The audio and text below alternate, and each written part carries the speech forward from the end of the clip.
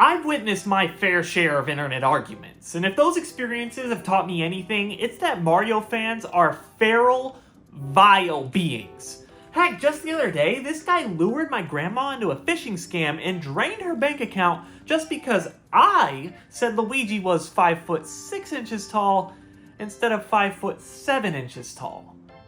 Crazy stuff. At the end of the day, though, that's neither here nor there. I've got to talk about Mario's Canon now, not that one. And she can figure out how she's gonna pay for her condo later. And what about my heart medication? Why are you so needy? The canon, with one N, of the Mario universe is very often a huge point of contention among fans. People have trouble agreeing on which games are even canon, but what does canon even mean at a fundamental level? Well, the formal definition states that it is defined as a general law, rule, principle, or criterion by which something is judged. Within the context of games, the canon is what is considered to be a legitimate part of the lore or storyline. If something is not canon, it didn't actually happen in terms of the actual story. For example, Mario appearing in Minecraft does not mean that he canonically travels to Minecraft in the Mario universe. I mean, you can do anything in that game. Can you imagine how that would affect the canon? Mario, what are you doing? That's my wife!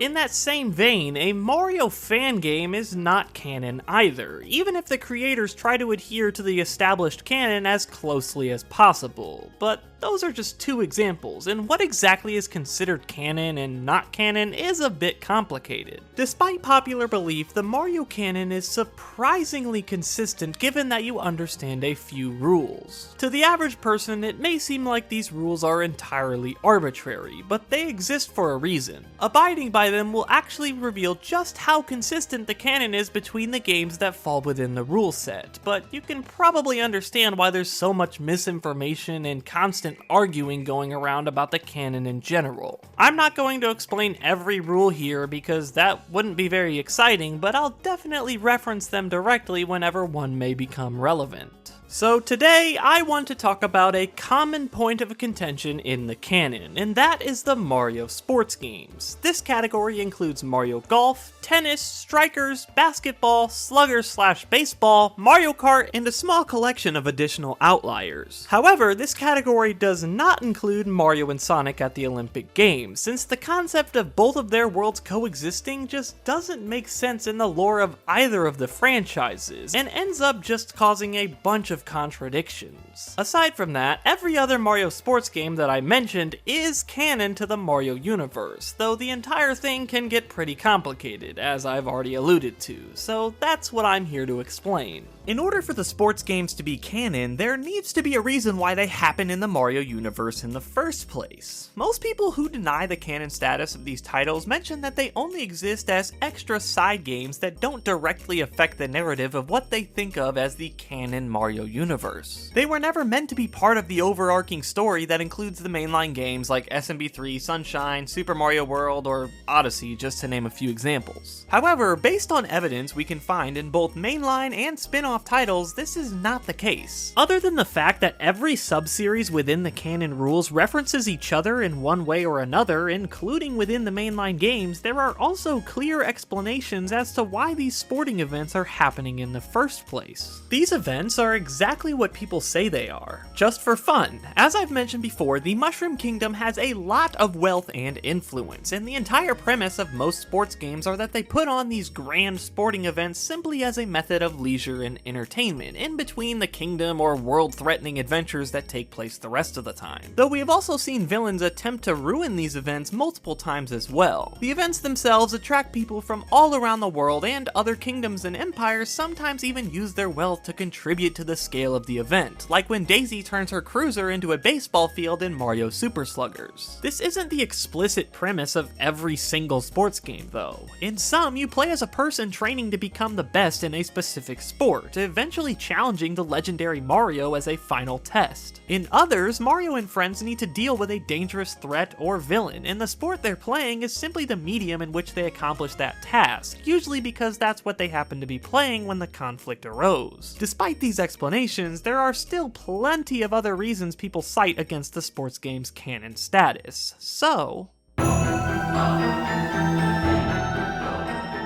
Let's take a look at 4 very common arguments against the sports games being canon, and I'll do my best to explain why each one doesn't exactly work. There are other arguments, but they're either so absurd or so inconsequential that it's not even worth mentioning in my opinion. Heck, sometimes people just do this. This has nothing to do with what I just said, by the way. One thing that I also want to clarify right from the start is that the Mario canon does not exclusively include Mario games. The full Mario universe encompasses the Mario, Yoshi, Wario, and Donkey Kong franchises. Some people may not know that the DK games, specifically those that adhere to the rules of the canon, also stay consistent with the Mario universe. Mario and DK appear alongside each other numerous times in scenarios that are very obviously canon. Some examples include the Donkey Kong arcade titles as well as the Mario vs. Donkey Kong series. So, the first argument involves the appearances of character variants or character duplicates alongside each other. Dry Bowser alongside Bowser, Metal Mario alongside regular Mario, multiple Waluigis in a single Mario Kart race, etc. To clarify, both Dry Bowser and any of the power-up variants like Tanuki Mario or Pink Gold Peach are simply alternate forms of each respective character. Obviously, characters like Mario and Peach achieve their forms by simply picking up the power-up associated with that form, but Bowser becoming Dry Bowser is a bit more complicated. It's a somewhat common misconception that Bowser and Dry Bowser are two separate beings because of this mistranslation in Mario Party Island Tour, but that's not the case, so we can't explain away their duplicate appearances that easily. As most people already know, Koopas have an alternate, undead skeletal form. In this form, they are often referred to as dry bones. Since Bowser is also a Koopa, it just makes sense that he would also be able to switch into this form. The confusing part, however, comes in how he actually performs the transformation. You gotta get all that flesh off somehow. Actually, burning to death doesn't seem to be far off in some cases. In World 1 of New Super Mario Bros., during your first fight with Bowser, he falls into lava after being defeated, eventually reappearing as Dry Bowser in the first castle of World 8. After defeating him there, he makes one final appearance in his dry form right before the final boss fight. Here, he is incapacitated, lying on the ground in pieces next to Bowser Jr. And no, he is not actually dead here. Just like with Dry Bones, he also has a disabled form when damaged that prevents him from moving. In the side story of the remake of Bowser's Inside Story, Bowser Jr.'s Journey, Bowser transforms into Dry Bowser for the first time ever when he ingests too much of the Skeletone formula, a concoction meant to cure a disease known as the Blorbs, which causes the infected body to inflate and grow to huge proportions. However, since Bowser consumed the formula without being infected with the disease, and also because he downed the entire bottle instead of only taking a single capsule, he lost so much mass on his body that he eventually turned into Dry Bowser. I can't imagine that was a very pleasant experience. Have fad diets gone too far? We can tell this was Bowser's first time experiencing this transformation based on his reaction. He is very surprised at what has happened to him. Regardless, consuming this formula can be confirmed as another way to transform aside from falling into lava like in New Super Mario Bros. In the same scene from that game, the pile of bones is thrown by Bowser Jr. into a bubbling concoction that returns Bowser to his normal state. This confirms that he can switch between dry and normal forms at will. So now that we know how Dry Bowser works, there's still the question as to how he's appearing alongside regular Bowser within most prominently the Mario Kart games. To answer this, we can actually apply the same explanation to every character duplicate and variant appearing alongside each other in any given game, aside from the babies. I'll get to those next. This is where it gets complicated though.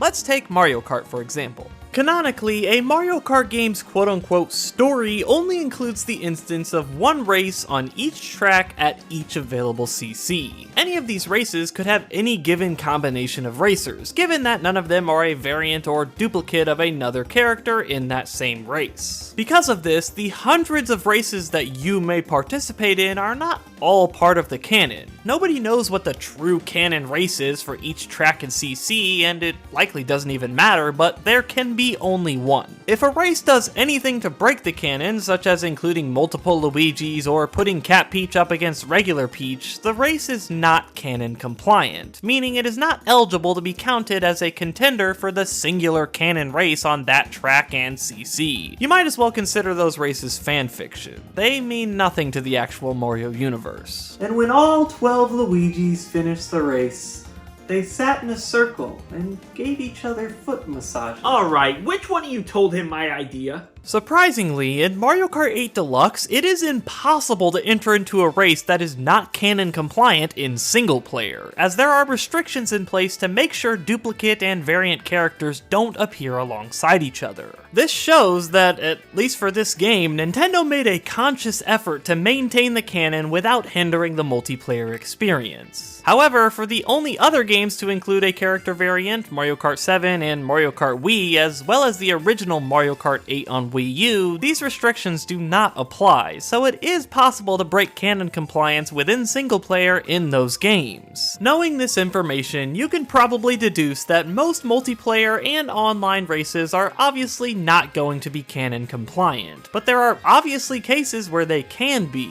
Even outside of Mario Kart, the same concept applies to every other sports game. For example, the canon of Mario Tennis Open would include one instance of every tournament cup, and a few instances of each special game. Some games, like Mario Golf Super Rush and Mario Super Sluggers, have full story modes that are also part of their canons. As a general rule of thumb, if you're playing single player, you're probably canon compliant, thus coining these scenarios as candidates for their part of the canon.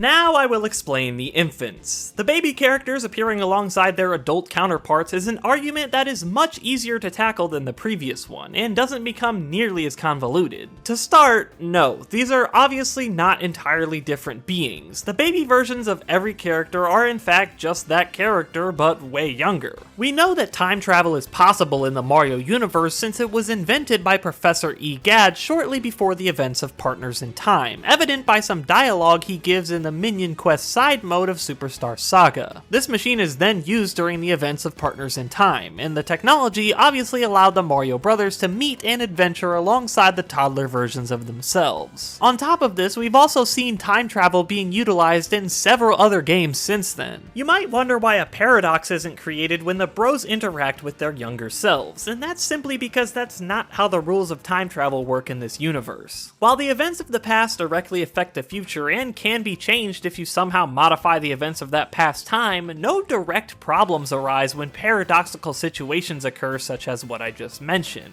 However, if for some reason Mario decided to put his younger self 6 feet under, then that would mean he never existed in the first place, which does create an infinite paradoxical loop. I should also clarify that time travel into the future isn't possible in this universe. The future simply exists in a state of flux, meaning it can be modified by the events of the past and present, but it doesn't actually exist until the present reaches it, and at that point it's no longer the future. After the events of Partners in Time, the brothers actually became friends with the baby versions of themselves, with the princesses likely following suit, though baby Rosalina obviously required traveling back to a different time period, that being the one where her parents were still alive and ruled the Mushroom Kingdom. Rosalina's only baby appearances so far are in Mario Kart 8 and Dr. Mario World, so other than eventually calling her in to help fight the viruses, it literally seems like initially they just went and got her for funsies.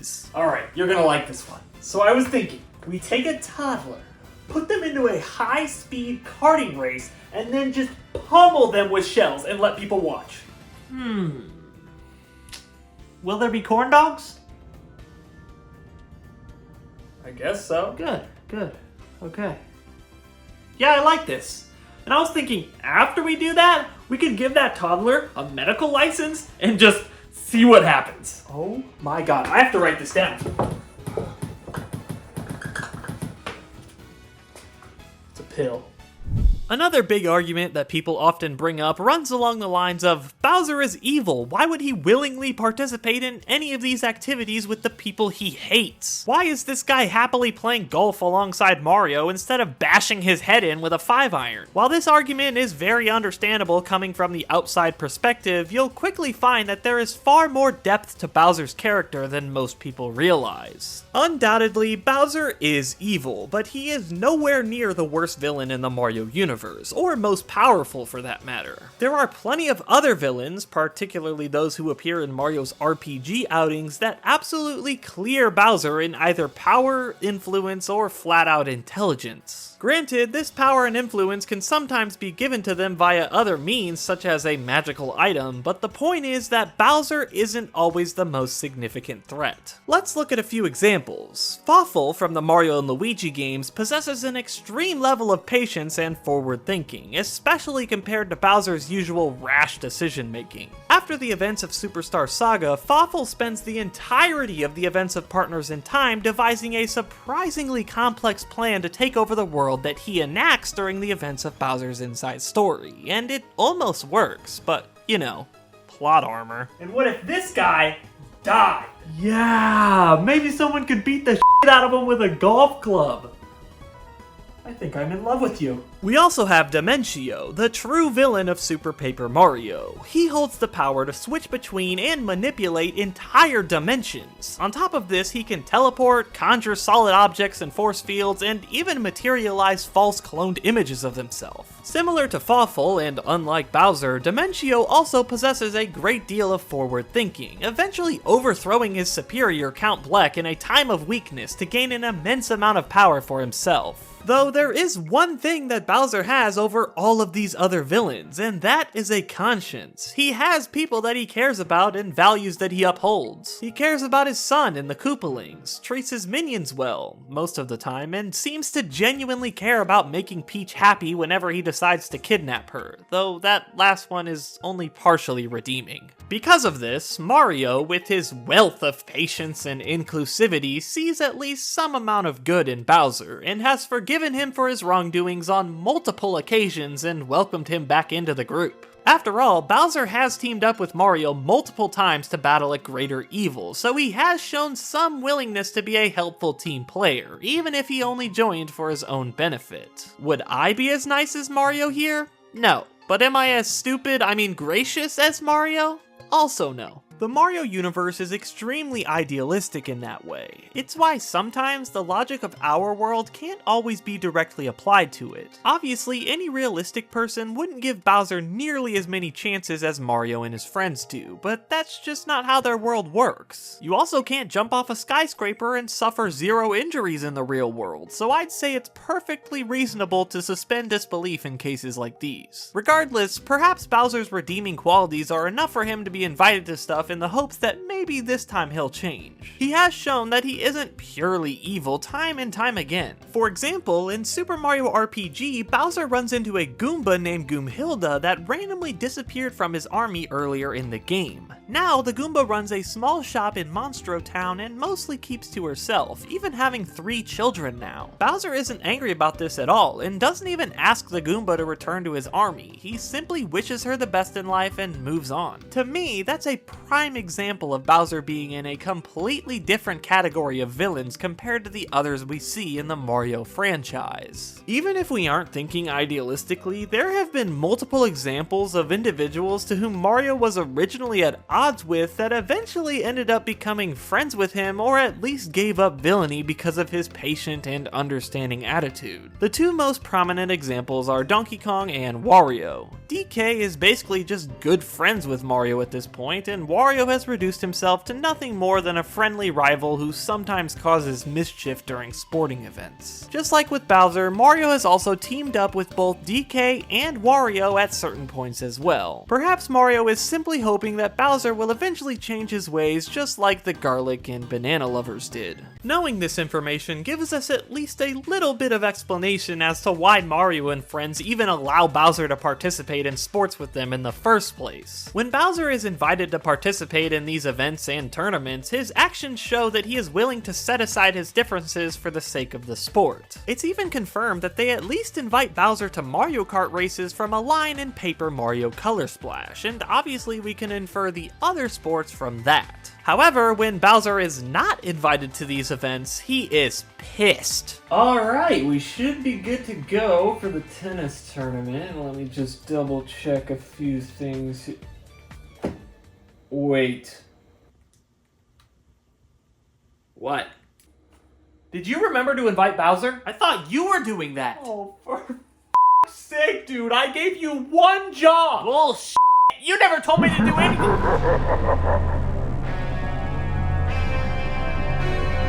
Oh god.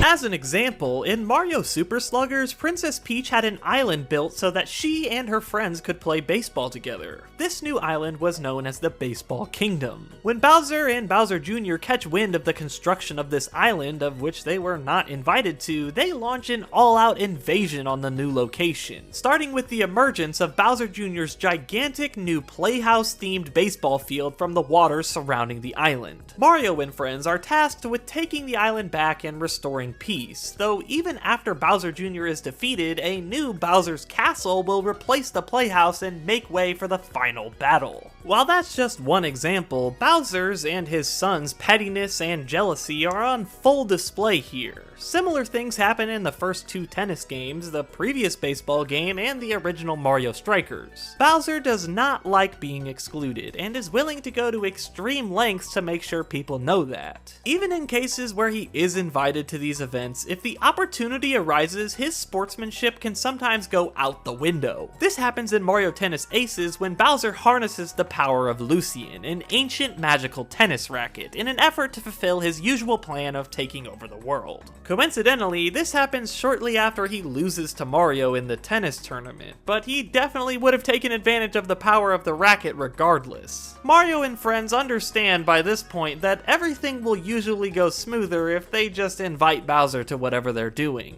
Overall, in the sports games, Bowser's personality traits and evil tendencies are as prominent as they are in any other game, but it's still understandable that some people may not understand why he is participating in the first place. However, even if we throw out all of the jealousy-fueled antics that Bowser tends to cause during these sporting events and only look at when he plays fair, in these scenarios he is still presented with the opportunity to be better than Mario at something, which is something that he will pounce at whenever given the chance.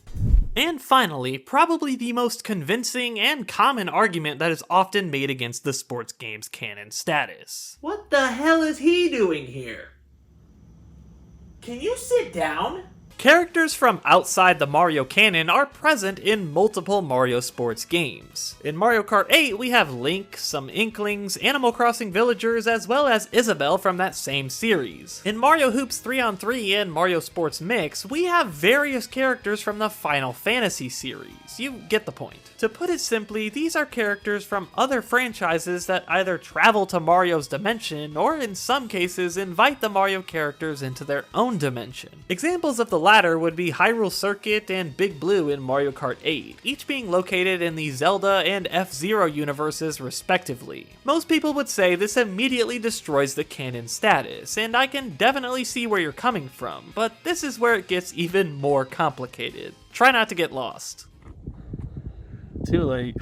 Dimension hopping is known to be a common practice in the Mario universe. In Super Paper Mario, the player themselves visits a total of 10 dimensions outside of the one containing the Mushroom Kingdom, with plenty more dimension hopping being performed by other characters throughout the game. We know this because each chapter in the game is accessed by entering what is called a dimensional door, meaning that each major location the player visits is a separate dimension, with flip side and flop side living in the space between dimensions. In Wario Land 4, Wario travels to numerous pocket dimensions each time he enters the portal of a level inside the pyramid. In Paper Mario Color Splash, Mario visits the Parallel World, a gloomier replica of the normal world, and those are just a few examples. In addition, we've seen objects and characters from other Nintendo games appear in various other Mario Universe games, some of which are much more commonly considered canon by the majority of people. In Super Mario RPG, we can see Samus sleeping in a guest bed in the Mushroom Castle, and Link sleeping at the inn. In Paper Mario the Origami King, we can find a replica of Samus's helmet, and in Donkey Kong Country Tropical Freeze, you can literally spot a live Metroid in the background of level 4-3 Abyss Abyss, as well as a crashed Samus's gunship in the background of level 1-B Busted Bayou. Now, why any of these characters or objects are present in these dimensions at these times is still yet to be answered.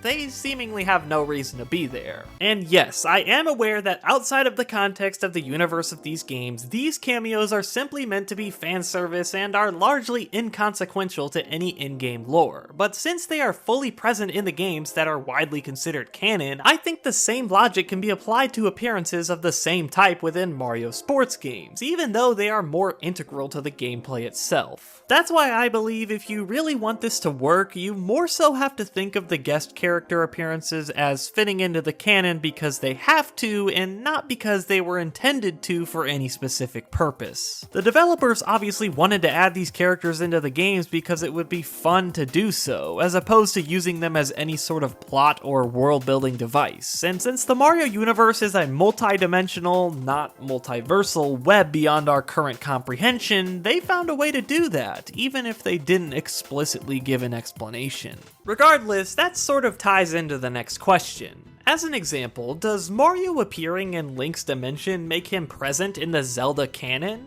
Obviously not. In fact, we can tell just from Super Paper Mario alone that the Mario universe is composed of many dimensions. For example, a location unofficially dubbed as Tour Earth is a dimension that mimics our Earth, notably appearing in Mario Kart Tour and Mario Kart 8 Deluxe, but is present in multiple other sports games as well. Characters in Mario Kart travel to this dimension in order to race on the real-world tracks based on real-world cities. In fact, it would probably be best to explain how we know this is a separate dimension, as it will help us fill in many holes that may come up when explaining the Zelda, Animal Crossing, and other game franchise dimensions. Tour Earth is an exact replica of our Earth, containing the same geography, locations, and even timeline of major events as our own. However, the difference between this dimension and ours is that it follows the rules of the Mario universe and not the rules of our universe. The laws of physics are different, magic actually exists, and so on. In multiple Mario Golf and tennis games, predominantly those for the Game Boy Color and Game Boy Advance, the player eventually travels to Mario's dimension during their adventure, most commonly referred to as the Mario World. These games, including Mario Golf and Mario Tennis for Game Boy Color, Mario Golf Advance Tour, and Mario Tennis Power Tour, all predominantly take place on Tour Earth, with the player being granted access to travel to the Mario World once they become skilled enough in their respective sport. It is even explicitly stated that there are rules in place for travel to the Mario World, likely put in place for a reason by those from the Mushroom Kingdom who are knowledgeable in interdimensional travel. Now that we know all of this, we can reasonably assume that there are plenty of other dimensions in the Mario universe that mimic others we may know, but are free to contain some level of modification compared to their real-life counterparts. Operating under this assumption, you can also assume that there exists a dimension for each game that crosses over to Mario, meaning these dimensions are entirely separate from their own respective universe, a Mario version, if you will. So every game that crosses over to Mario, but not vice versa, such as the various Mario characters in Link's Awakening, is crossing over from the Mario universe's version of that dimension. Hence why, for example, the Final Fantasy White Mage in Mario Sports Mix looks nothing like any of its other designs. We can gather from this that sometimes dimension hopping is done for a practical reason, such as in Super Paper Mario, and other times it's just done for fun, like in the sports games. Knowing this information, why is Mario and Sonic still still not considered canon though. For this, I have to directly reference a rule of the canon. Section 2, Rule 1, Statement C. If a crossover title is presented in a way that places both franchises equally, then it is not canon to Mario. Why does this rule exist? Because Super Smash Bros. Exists. I'm sure anyone can agree that there is absolutely no way that game is canon, and many similar contradictions arise with Mario and Sonic. On top of that, Masahiro Sakurai essentially confirmed that these games entirely take place inside someone's imagination, so they never really happened in any game universe for that matter, let alone Mario's. Overall, while there is an explanation for every discrepancy in the Mario sports games when it comes to canon, I still think the confusion and misinformation floating around about these games is entirely understandable. Obviously, some of the logic and explanations used to arrive at these conclusions can be confusing and still involves making various assumptions, but at the end of the day, I think it works. Sorry that took so long. The line was crazy. There was this old lady at the front that would not stop telling the pharmacist that they forgot her fries. Huh. By the way, I bought your house. You what? Yeah. Got on your personal computer. Found this website called Zillow. Put in an offer. And it was accepted. By who? Because it definitely wasn't me. Can you get out? Wheel of Fortune's about to start. No! I'm staying right here until this gets sorted out.